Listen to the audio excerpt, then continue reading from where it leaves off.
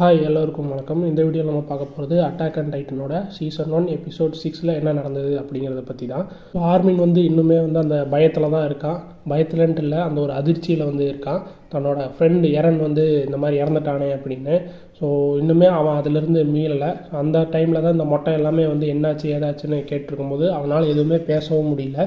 அதுக்கப்புறம் ஒரு பொண்ணு, அதுக்கப்புறம் இன்னொரு கிறிஸ்டா அப்படிங்கிற இன்னொரு பொண்ணும் கூட இருந்து ஸோ ஆர்மின் ஏன் பேசலை அப்படிங்கிறத அவங்களால புரிஞ்சிக்க முடியுது. என்னென்னா அவங்க போன ஸ்குவாட் என்டையராக காலியாகிடுச்சு. ஸோ அதிலிருந்து பொழைச்சவன் ஆர்மின். ஸோ அப்படி இருக்கும்போது ஆர்மினோட பாஸ்ட்டை காட்டுறாங்க. ஸோ ஆல்ரெடி தெரிஞ்ச மாதிரி ஆர்மின் ஒரு வீக்கான ஒரு பர்சன் தான். அந்த ஒரு 4-5 பேர் எல்லாமே சேர்ந்து ஆர்மினை போட்டு புள்ளி பண்ணிகிட்டு இருக்காங்க, அடித்து துவச்சிட்டு இருக்காங்க. ஸோ அந்த டைமில் தான் நம்ம எரன் ஆகட்டும் மிகாஸ் ஆகட்டும் 2 பேருமே அந்த பசங்களோட சண்டை போட்டு நம்ம ஆர்மினை காப்பாற்றுறாங்க. எல்லாருமே ஃப்ரெண்ட்ஸ் ஆகிறாங்க. ஸோ இதுதான் என்னோடய ஃப்ரெண்ட்ஸ், என் ஃப்ரெண்ட்ஸ் எல்லாமே ஸ்ட்ராங்காக இருக்காங்க. அதாவது எரன் ஆகட்டும் மிகாஸ் ஆகட்டும் எல்லாருமே ஸ்ட்ராங்காக இருக்காங்க. நான் மட்டும் ஏன் வீக்காக இருக்கேன்? நான் வீக்காக இருக்க போய் தானே என் ஃப்ரெண்ட்ஸ் என்னை ப்ரொடெக்ட் பண்ணுறாங்க. விச் மீன்ஸ் நான் அந்த டைமில் ரியாக்ட் பண்ணியிருந்தேன் அப்படின்னா நான் தப்பிச்சிருந்துருக்கலாம். எரனும் என்னை காப்பாற்றணுங்கிற அந்த ஒரு இடத்துல அவனோட உயரை கொடுத்துருக்கணும்னு அவசியம் இருக்காது அப்படின்னு சொல்லி ஆர்மின் யோசிச்சுட்டே இருக்கான். ஸோ இதிலிருந்து ஆர்மினுக்கு எரன் எவ்வளோ முக்கியம், ஃப்ரெண்ட்ஸ் எவ்வளோ முக்கியம் அப்படிங்கிறத இதில் காட்டுறாங்க. அப்படி இன்னொரு சைடில் மிகாசா ஆல்ரெடி இன்னொரு குரூப்பில் தான் இருக்கா. ஸோ அந்த ரியர் குரூப் அப்படின்னு சொல்லிட்டு இன்னொரு எலைட் குரூப்பில் தான் இருக்கா. அதில் பார்த்தீங்கன்னா இந்த கேட்டு வழியாக வெளியே போகணும். ஏன்னா ஊருக்குள்ளே எல்லாமே டைட்டன் வந்துருச்சு. பட் ஆனால் அந்த கேட்டை அடைச்சி ஒரு முதலாளி பிரச்சனை பண்ணிகிட்டு இருக்கான். என்னென்னா அவனோட கூட்ஸ் நிறையா சாப்பாடு பொருட்கள் எல்லாமே ஒரு குதிரை வண்டியில் இருக்குது. பட் அந்த வண்டி அந்த கேட்டுக்குள்ளே போகல, அது அடைச்சிட்டு நிற்கிது. அதனால் மக்களாலையுமே போக முடியல.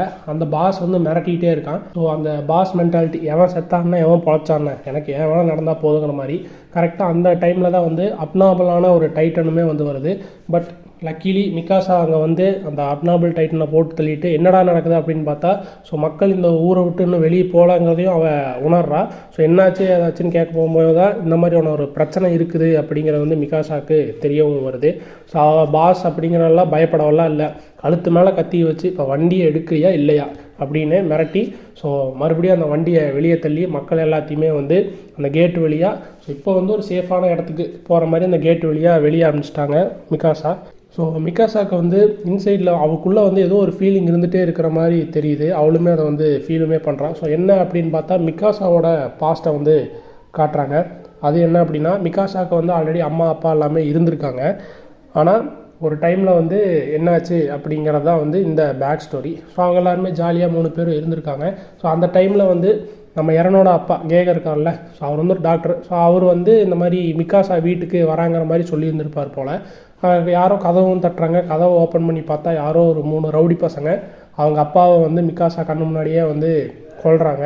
ஸோ இதை அவங்க அம்மாவுமே பார்க்குறாங்க. ஸோ மிகாசாவுக்கு ஏதாவது ஆயிருமா அப்படின்னு சொல்லிட்டு அவங்க அம்மாவுமே அந்த ரவுடி பசங்க கூட போய் சண்டையும் போடுறாங்க. அந்த ரவுடி பசங்க அது ஒரு லேடின்னு கூட பார்க்காம அவங்க அம்மாவையுமே கண்ணு முன்னாடியே மிகாசா கண்ணு முன்னாடியே கொல்லவும் செய்கிறாங்க. இந்த ரவுடி பசங்க மிகாசாவை தூக்கிட்டும் போயிடுறாங்க. ஸோ இதெல்லாமே எப்போ நடக்குது அப்படின்னா இயர் 844 நடக்குது. ஸோ இப்போ நம்ம ப்ரெசென்ட்டாக எந்த வருஷத்தில் இருக்கோம் அப்படின்னா இது 850. ஸோ மிகாசாவோட பாஸ்ட் 844 அந்த இயரில் காட்டுறாங்க. ஸோ மிகாசாவையுமே கடத்திட்டுமே போயிடுறாங்க. ஸோ ஆல்ரெடி இந்த மிகாசா வீட்டுக்கு வரேன்னு சொல்லி இந்த கேகர் அந்த வீட்டை திறந்து பார்க்கும்போது அவங்க அம்மா அப்பா எல்லாருமே இறந்து கிடந்திருக்காங்க. இந்த கேகர் கூட பையன் இறனுமே வந்திருக்கான். ஸோ நீ எதுவும் பண்ணிடாத, நான் போய் போலீஸை கூப்பிட்டு வந்துடுறேன்னு அவங்க அப்பா கேகர் இறங்கிட்ட தெளிவாக சொல்லிட்டு தான் போயிருக்காரு. ஸோ இப்போ அந்த மிகாசா கடத்தியும் வச்சுருக்காங்க. ஸோ அந்த ரவுடி பசங்க என்ன பண்ணுறாங்க அப்படின்னா ஸோ இந்த பிள்ளைய நம்ம யாருக்கிட்டையாவது வித்துடலாம். பட் அவள் சின்ன பொண்ணு தான். பட் இதை நம்ம யாருக்கிட்டையாவது வித்துடலாம். இந்த பணக்கார பயலெல்லாம் இந்த மாதிரியான பெண்களை அதாவது சின்ன பொண்ணு தான். ஸோ அந்த மாதிரியான பெண்களை விரும்புவாங்க. ஸோ இவங்ககிட்ட வித்துடலாம் அப்படின்னு சொல்லிட்டு கிட்டத்தட்ட இந்த ரியாலிட்டியை கனெக்ட் பண்ணுற மாதிரியே ஒரு விஷயம் இதில் காட்டியிருப்பாங்க. ஸோ மிகாசா வித்தரலான்னு எல்லாமே பிளான் பண்ணிகிட்டு இருக்கும்போது கரெக்டாக அந்த டைம் எரனுமே வரான். ஸோ இதில் தான் எரனை பயங்கரமாக ஆக்ட் பண்ணியிருப்பான். ஸோ தனக்கு ஒன்றும் தெரியாது அப்படிங்கிற மாதிரி ஆக்ட் பண்ணி கடைசியில் பார்த்தா அந்த 2 பேர்த்த கொல்லவும் செஞ்சுருவான் எரன். ஸோ மிகாசாவை காப்பாற்றுவா. பட் மிகாசாவை அப்பா சொல்லுவான் 2 பேரில் 3 பேர் இருந்தாங்கன்னு. இன்னொருத்தன் கரெக்டாக எரனை கொல்ல போகும்போது ஸோ எரனுமே மிகாசாட்ட சொல்கிறா அந்த கத்தி எடுத்து இவனை கொல்று அப்படின்னு. பட் இந்த டைமில் தான் தெரியும் மிகாசா இப்போ நம்ம பார்க்குற மிகாசா அப்போ கிடையாது. அப்போ இருந்த மிகாசா ரொம்ப ரொம்ப பயந்த சுபாவம். அது மட்டும் இல்லாமல் ரொம்ப ஒரு பீஸ் லவ்விங்கான ஒரு ஆள். எந்த அளவுக்கு பீஸ் லவ்விங்னா அவங்க அப்பா வந்து ஒரு வேட்டையாடிட்டு வருவார் போல்.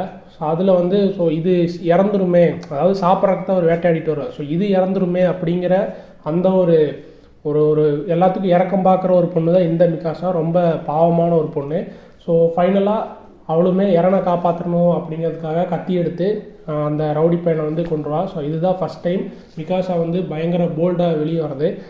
ஸோ அதுக்கப்புறம் அவங்க அப்பா எல்லாமே வந்து பார்த்ததுக்கப்புறம் இறனை பிடிச்சி பயங்கரமாக திட்டவும் செய்கிறார், நீ எதுக்கடா பண்ண, ஏன்டா பண்ணனே. பட் இறனுமே சொல்கிறேன், எனக்கு வேறு வழி தெரில, நீங்கள் வராதுக்குள்ளே இந்த பிள்ளைய ஏதாவது பண்ணிட்டாங்கன்னா என்ன பண்ணுறது, நான் அவளை காப்பாற்றணுங்கிறதுக்காக தானே இதெல்லாமே பண்ணுறேன் அப்படின்னு சொல்லிட்டு. ஸோ இறனோட அந்த சின்ன வயசுலேயே இறனுக்கு வந்து அந்த ஒரு ஃபைட்டு, அந்த ஸ்பிரிட் எல்லாமே வந்து இருக்குது, தைரியமான பையனும் கூட. ஸோ இந்த தைரியம் மிகாஷாவுக்கு வந்து பயங்கரமாக பிடிச்சும்போது இன்றைக்கி ஏன் மிகாஷா இவ்வளோ தைரியமாக இவ்வளோ போல்டாக இருக்கா அப்படின்னா அதுக்கு காரணம் வந்து இறன் தான். ஸோ மிகாஷாவுக்கு வந்து ஃபைனலாக இப்போது எங்கே போகிறதுனே தெரில. அவனுக்குன்னு ரிலேஷன் வந்து யாருமே கிடையாது. ஏன்னா அந்த அவங்களோட அந்த ஒரு கிளான்லேயே வந்து இவங்க தான் கடைசி ஃபேமிலி போல், இவங்க தான் கடைசியான ஆட்கள். ஸோ அவங்க அப்பா அம்மாவும் போயிட்டாங்க, வீடும் இல்லை.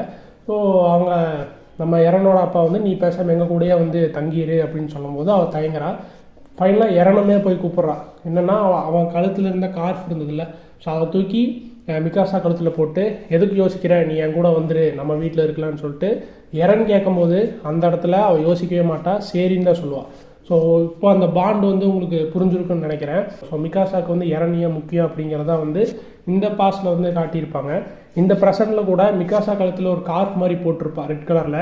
ஸோ இந்த கிளாத் வந்து வேறு எதுவும் கிடையாது, நம்ம இறன் மிகாஷாவுக்கு அன்னைக்கு கொடுத்தது. அவள் இன்னுமே வந்து மறக்காமல் அந்த கார்ஃபை வந்து டெய்லியும் அதை போட்டுக்கிட்டு இருக்கா. ஸோ இப்போ தெரிஞ்சிருக்கும் மிகாஷாவுக்கு ஏன் இறன் வந்து முக்கியம் அப்படின்னு சொல்லிட்டு. அது மட்டும் இல்லாமல் அவள் இன்னுமே வந்து ரியலைஸ் பண்ணுறா, நான் வந்து இந்த லைஃப் வாழ்கிறேன் அப்படின்னா அதுக்கு ஒரே காரணம் இறன் மட்டும்தான். ஸோ இறனுக்காக நான் என்னன்னாலுமே வந்து பண்ணுவேன் அப்படின்னு சொல்லிட்டு. ஸோ அந்த இறன் அண்ட் மிகாஷா இவங்க ரெண்டு பேர்த்துக்குள்ளே இருக்கிற பாண்ட் என்ன அப்படிங்கிறத வந்து இந்த எபிசோடில் வந்து நமக்கு காட்டியிருப்பாங்க. ஸோ இப்போ வரைக்கும் இறன் இறந்தது வந்து மிகாஷாவுக்கு தெரியவே தெரியாது. ஸோ இறன் இறந்த விஷயம் மிகாஷாவுக்கு தெரிஞ்சதுன்னா என்ன மாதிரி ரியாக்ட் பண்ணுவா அப்படிங்கிறத வந்து நம்ம நெக்ஸ்ட் வீடியோவில் வந்து மீட் பண்ணுவோம். ஸோ நம்ம நாளைக்கு பார்க்கலாம். தேங்க்ஸ் ஃபார் வாட்சிங்.